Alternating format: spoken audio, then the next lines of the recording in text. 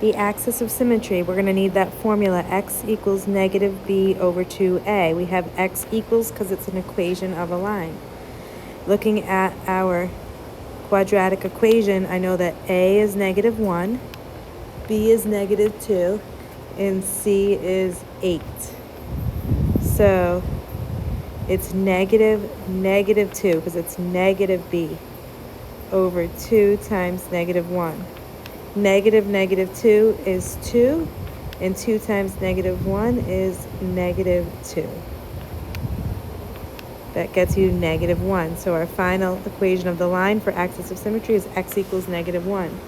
I can make my dotted line at x equals negative 1. Now that gave us the x of the vertex. To figure out the y of the vertex, you're going to plug this into the equation wherever you see x. I'll do this over on the side. So instead of 0, I'm going to put y equals negative 1 squared minus 2 times negative 1 plus 8. Negative 1 squared. You could type that in your calculator just like that if you want, but you're going to get negative 1 plus 2 plus 8, which is 1 plus 8, which is 9. So negative 1 comma 9.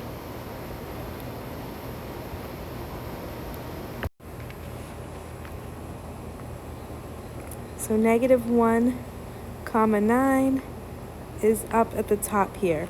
I know this is going to open down since the a value is negative. This makes this, if it's going to open down, it's going to look something like that. So this makes it a maximum at the y value, which is the number 9.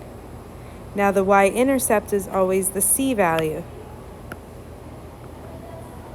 The c value is 8. So I have a y-intercept at 8, and I can reflect that on the other side. For my other points, I can pick any x value in the world since domain is all real numbers. So if I pick any x value that I want, running out of colors here. If I pick any x value that I want, look down on the number line. We already know for x is 0. We know that for x is negative 1, negative 2. So I'm going to pick x as 1. And if I plug that in to the original equation, negative 1 squared minus 2 times 1 plus 8, I end up getting, this is really hard to see, negative 1, it's a minus 2 plus 8, which is 5. So 1, 5. And then I can reflect that point. Since it's 2 away from the axis of symmetry, I can do the same thing on the other side.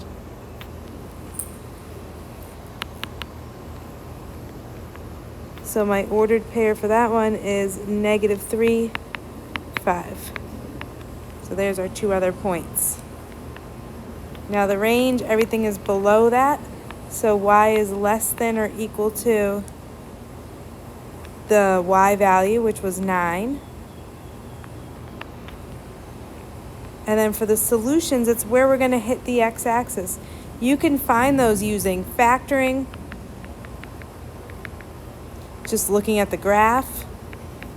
Look at the x-intercepts, if you figured them out, of course. Or you could solve with the quadratic formula. The negative b plus or minus the square root of b squared minus 4ac all over 2a. So for these solutions, if I decided to factor GCF first, it's a trinomial. I'm going to take out a negative. Then I cannot square root, and a is 1. So since a is 1, I'm going to find everything that multiplies to 8, negative 8 actually, and that adds to 2. So it could be 1 and 8 or 2 and 4. It has to be 2 and 4, but I need it to add to a positive 2. So I'm going to make it negative 2. So then I have x minus 2, x plus 4. Then I set each of those equal to 0. When I do that, I get x is 2 and x is negative 4. We practiced solving those, but that's from pre-algebra and the beginning of Algebra 1 review, where we solved equations. So x equals 2 and x equals negative 4 are the solutions. That means at 2 and negative 4 we would hit, which makes my graph a lot more accurate now.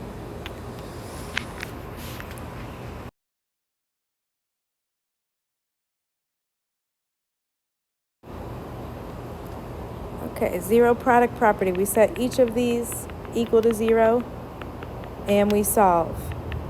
When you solve, you get x is negative 4 and x is 3. To solve by factoring, it's a trinomial. There's no GCF.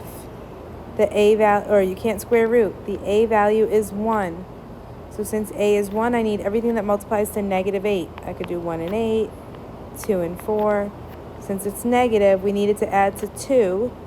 I'm going to make it a negative 2. So I get x minus 2, x plus 4 equals 0. Set each of these equal to 0. Very similar to the one we just did. And then you solve. X is 2 and x is negative 4.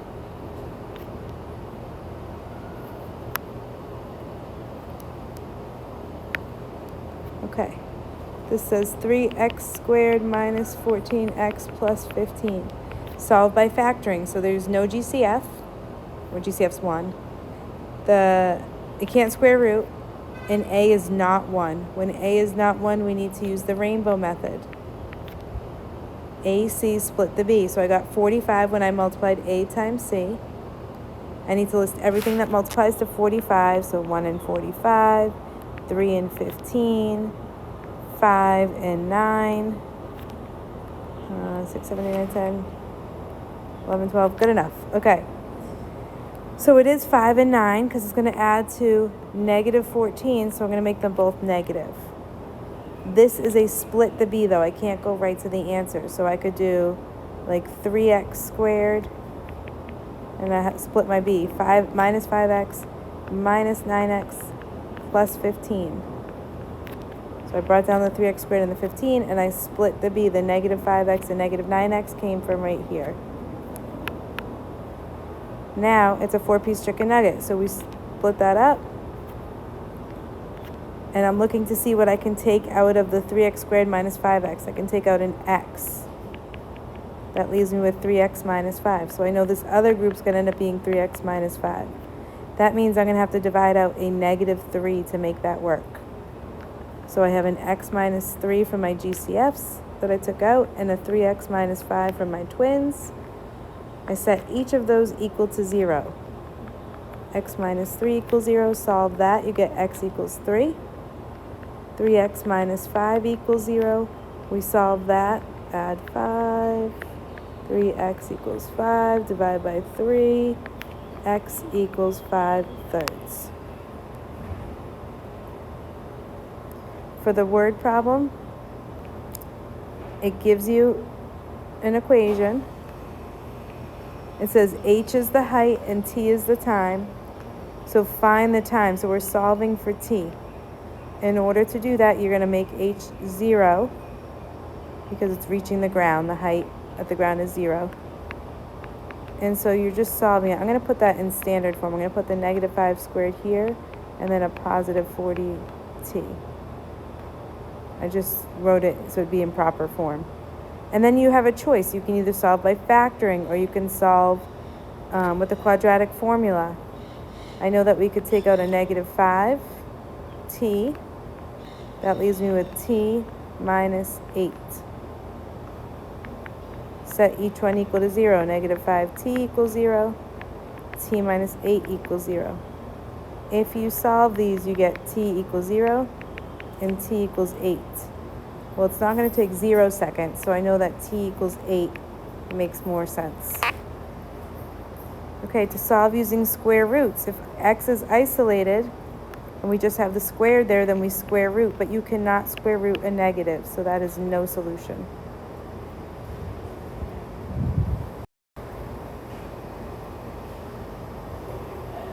Okay, to solve here, we have to first isolate the x. So I'm going to add 121 to both sides. 64x squared equals 121. Divide by 64. And I'm not going to actually divide that because I see those are both perfect squares. So I'm just going to go ahead and square root.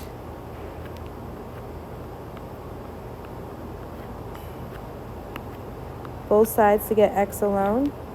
Don't forget that when you square root, we get a plus or minus, and the square root of 121 is 11 over the square root of 64 is 8. For number 9, 2x squared minus 10 equals 64. I'm going to add 10 to both sides. So I get 2x squared equals 74. Divide by 2.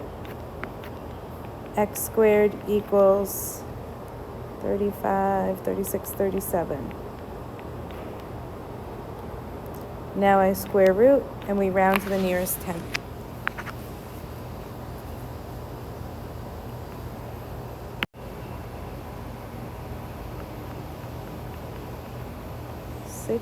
.1 if you round to the nearest 10, plus or minus. Now in number 10, what's different about it is the entire group is squared. So I can't just subtract 1 like I normally would because everything is being squared. So instead I'm going to square root right away. The square root of 25 is plus or minus 5, which means I have to write 2 equations. I'm going to do 2x plus 1 equals 5. And 2x plus 1 equals negative 5. And then you're going to solve this like you normally would. I don't know why I did the bottom one first. Minus 1, 2x equals 4. Divide by 2, divide by 2. X is 2. So my solutions are x equals 2 and negative 3.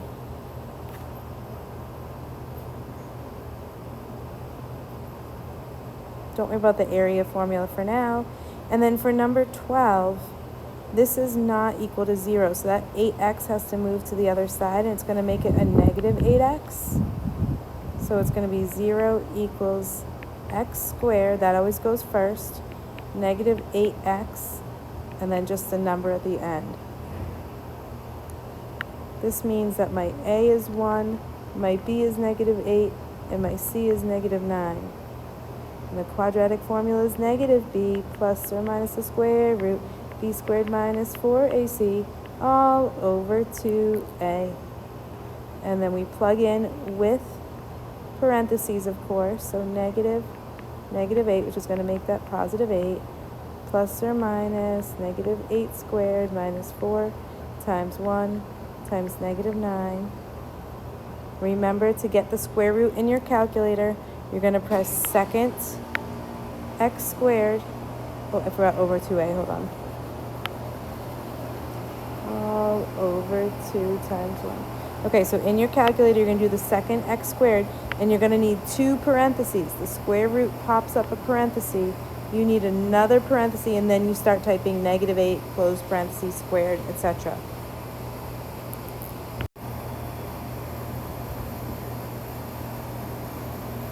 Okay, if you did that correctly in your calculator, you should get 10. So now I have 8. Just realized I was writing with highlighter. 8 plus or minus 10 all over 2. Make your 2 equations. You're going to do 8 plus 10 equals, then divide by 2. 8 minus 10 equals, then divide by 2. You should get 9 and negative 1. You can plug both of those in to check and make sure they equal 0. Okay, with discriminants, to see how many solutions, you could do quadratic formula and see if you can figure it out. If you get a domain error in your calculator, that's probably means it's no solution.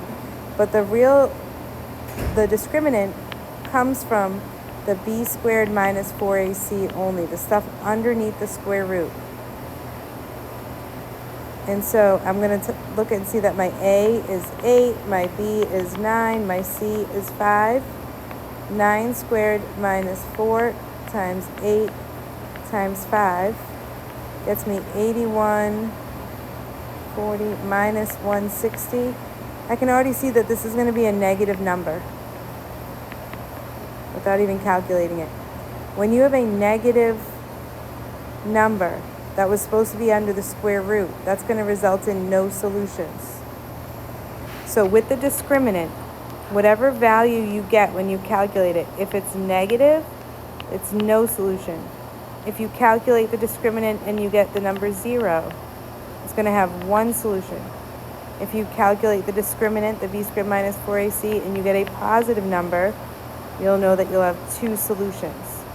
So it says find the number of solutions. This is how many solutions you'll have, and this is what you get when you do b squared minus 4ac. You want to memorize this chart so you know what to put for how many solutions an equation has.